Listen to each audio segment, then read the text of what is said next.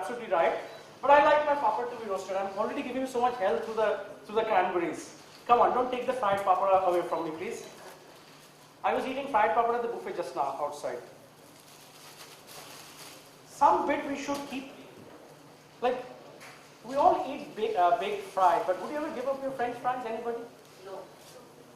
I just done in a air fryer tonight. Okay. No, I give it to you. Like, you're of course very, very healthy, but I'm not giving up my French fries. Actually, what about puris? Would anybody give up puris? One or two is fine, not too many. Air fried puri? By the way, I must tell you this, scientifically proven Indian fried food is way healthier than anything else. Why? Because we always fry on the top surface of the oil. So if you notice, the papad was always on the oil, top. Similarly with puri. So go back and research this. Everything else internationally is always fried at the bottom. So bottom fry is slightly unhealthier than Indian fried food. I'm going to quickly plate this for you. Fairly simple. Chef, are you using the sweet cranberries? Ma'am, I've used both the sweet and the tart because I want a balance of the sweet sourness. As we discussed also in the previous forum, we're constantly talking about, fantastic chef, thank you. We're constantly talking about the sweet sourness, incorporation of sweet and sourness. So, okay, where's the recipe now? Let's quickly assemble. Was there any lettuce on it? Fresh basil. Okay. So basically, it's nothing but you bring your papad like that, and then you put. Will you run and give me a few spoons and stuff? Just get some of the two chefs here will get some. So I'm going to put a bit of that, like that. Very, very simple, quick recipe. I think we have feta on top of it, right? There you go, another layer of that.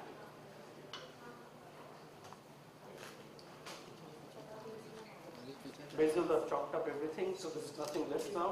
Very good. So the second layer of construction goes on top.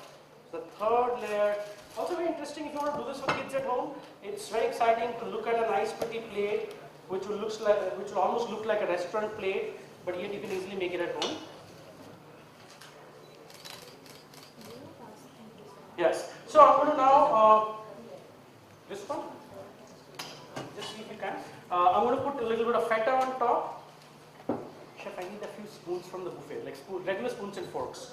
I'm going to put a bit of feta, I'm going to dress it up with cranberries, a little bit of greens on top, and we are ready to go. So a very pretty looking plate and a quick, a drizzle or a little brush of cranberry puree. So this is, I must tell you, I've used the sour cranberries. I have rehydrated them in simmering water for an hour. So this is a very interesting technique. That's how you could replace anything. So it could become your imli at home. This could become your kokum at home. You could make your sour curries and sauces with this, gravies with this. I've used this in all format and it's worked beautifully for me. So a bit of that. Okay, so that's not much. So let's not worry. We're going to put the feta on top. We're going to put a bit of greens, and we are good to go. We're just waiting for a couple of spoons. Anyone has any questions so far? Any of the chefs at the back? Any thoughts? Any questions? Garlic can be optional. Yes, of course, definitely. So in tapenade, it's always a thing that you could use or avoid. You can definitely avoid garlic. You could also add a bit of ginger. I have done a ginger and cranberry chutney exactly like the way you do ginger and tamarind chutney, like a sauce. Sauce, it has worked very well for me. I'm going to put my feta.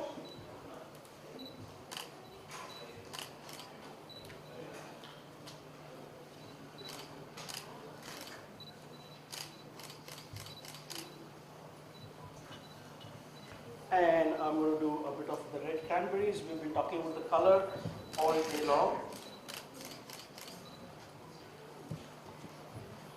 Pretty much like a papad with, my God, somebody has some shutter speed. It's going on at 1 by 1500, 1 by 3000. What is the speed, sir? Constantly going cut. It's ready? Yes. So that's the first plate, which is primarily using both the variants of cranberries. right for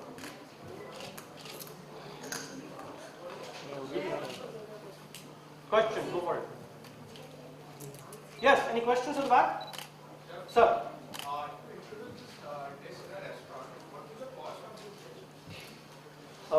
Good question. You want a sale price to be suggested, or you want a cost price? Cost price? Okay, so cranberries are coming at different prices. Is Keith or anybody here from the? What is the current price? The SAR and the. We can move the. Go for it. So what is the price? So I said it really depends on the customer. If the customer needs a few grams, a few kilograms, then what's the price from the upward of 500 rupees a kilogram. 1,000 a kilogram? Between 500 and 1,000. But if the demand is higher, then the price of course. So 1,000 a kilogram, we've used about 50 grams of cranberries on this particular recipe. So that's what, 50 rupees.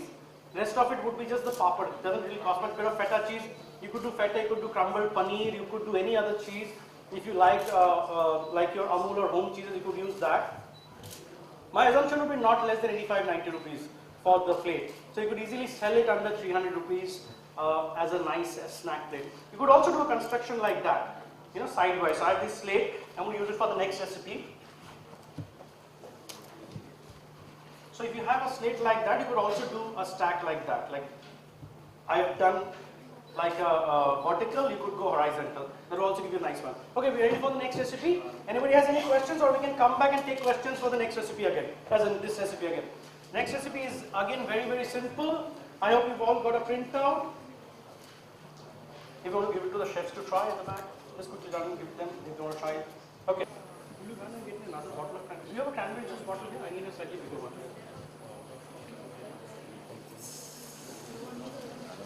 Just see if you can.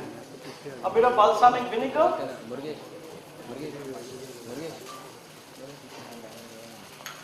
So pears, of course, we also are promoting pears from US. This is a fantastic quality pear that we've got today from the kitchen here at Marriott's. So I'm going to quickly slice them up. Yeah.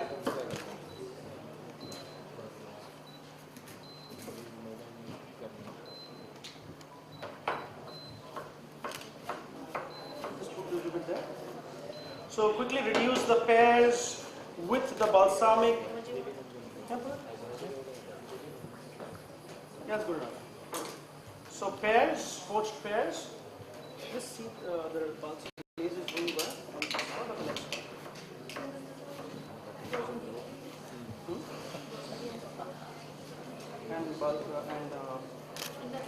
And we put cranberry paste, right? So what is it called?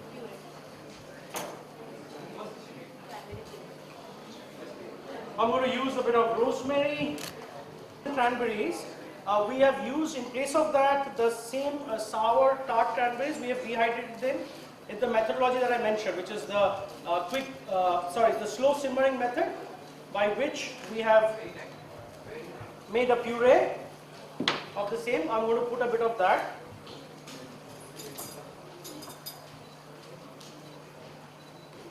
So can anybody see this? I don't know if you can focus on this one, please. If the camera can focus on that. So see the consistency is almost like a ketchup, imli, salt. Can everybody see it? Yes. Okay. So very smooth. So that's it, as simple as that. I'm just mixing it with my pears. I'm ready with my cranberry, rosemary. I'll put a dash of salt actually also.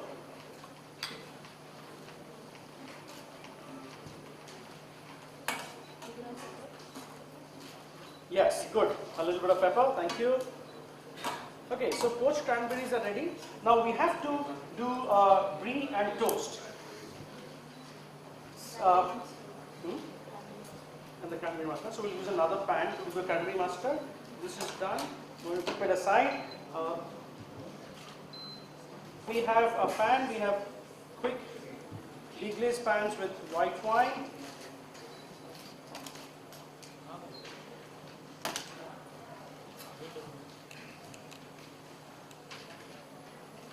Bit of the cranberries.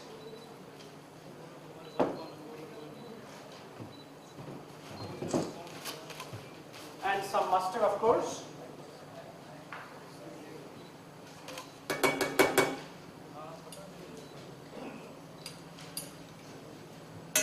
So you can also see it's very versatile. We are using it different components. We used it for an appetizer, which was the nachni stack. Now I'm doing a nice European bistro style brie, baked brie in breads with the cranberry mustard sauce. So it also kind of incorporates itself in different ways. So you can take it off from this section. Just take a tray and take it out. Or take a bowl and take it out. Put all that in the bowl only. Yeah? So just move that out section out. So saying that is the bread with brie. I'm going to quickly toast my bread on a tawa. Chef, I have asked for a little extra brie. Brie cheese.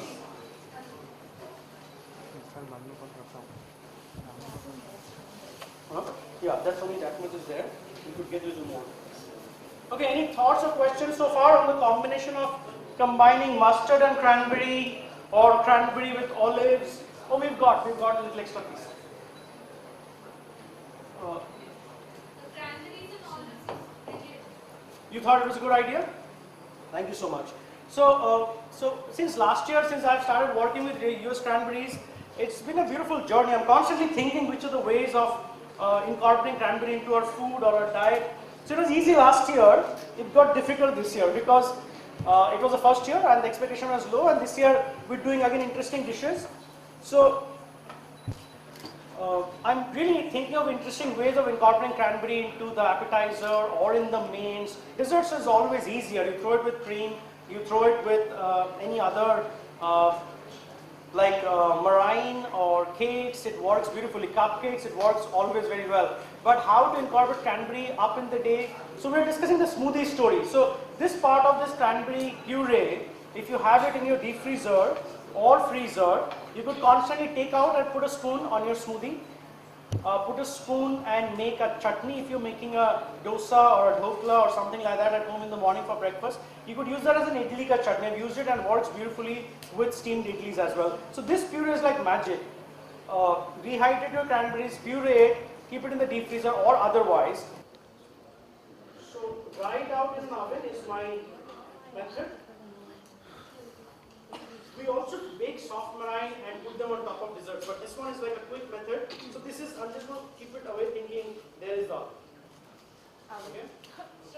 Yes, good question, right? We're trying to raise something, so you can use air. So egg white, beating egg white is incorporating air. That's mechanical raising. What is chemical raising? Anybody? Escape. So it will not really have any effect on the final product.